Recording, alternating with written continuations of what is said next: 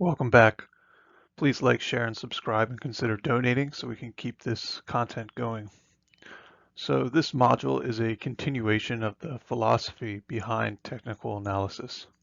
Last time we talked about trends in history and the importance of paying attention to both, and today we are discussing some key differences between technical analysis and fundamental analysis.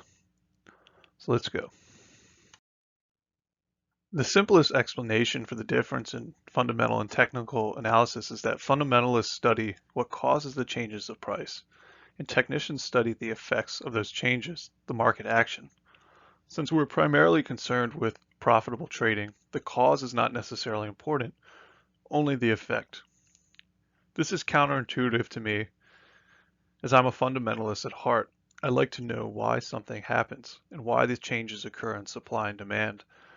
But when trading a rapidly changing market, taking the time to understand why versus being able to perceive the change in real time can hamper your efforts. Again, as we've said in all of our videos, it's all about balance. Most people are strict fundamentalists or strict technicians, and I've been in groups of both, and each group is so leery of the other that they miss out on a lot of fun. I remember once talking with someone who created a wonderful chart technically showing a emerging bull market in gold a while back. And I mentioned that some of the fundamentals backed up his claims, his technical claims. And he actually got mad at me and stated, no, the fundamentals do not show this, only the technicals. So bottom line, he saw it as a threat to his discovery, but in reality, as a trader, you need to be able to use all the tools available to you, technical and fundamental, and take advice from many people. You know, they say, what's his name? Solomon said that wisdom comes from the counsel of many advisors, and it's true. So take what you know, take the advice of others with a grain of salt, and apply your knowledge. Here's where things get dicey. Fundamentals and technical analysis typically diverge at the start of large changes in market action. But as with any market, price leads all. The price of the good is what drives the market. If it's too high, demand will drop as buyers are priced out. If price is too low, not enough suppliers will want to provide the good or service. Since technical analysis is the study of market action, which includes price and volume, you already have supply and demand covered. As we discussed in the video on market action, the fundamentals are baked into the price trend already.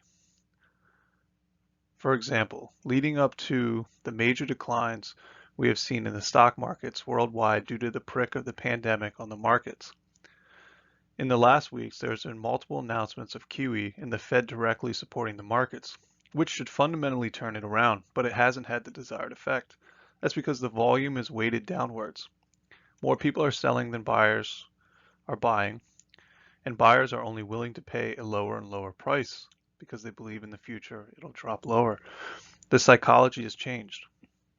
This makes sense if you look at the broader fundamentals such as consumer sentiment, consumer confidence, the fact most stores are shut and no end in sight. But this is the point of technical analysis, to make it so you do not have to be concerned with the weeds, only the flower. A good chart reader can look at this and see the volatility going back to 2018 and see the change in the market action and the price and the volume and the open interest. And in summary, so the market action is the leading indicator, and technical analysts are able to perceive the patterns in the market action in order to make the right decision. So think about it, a technician who's able to recognize market action by perceiving the crowd psychology in a given market is able to trade any market that is trending.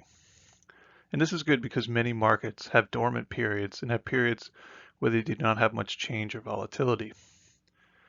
In addition, a technician can combine charts and use what fundamentals they do understand to make further informed decisions, such as comparing two similar goods with elasticity to one another.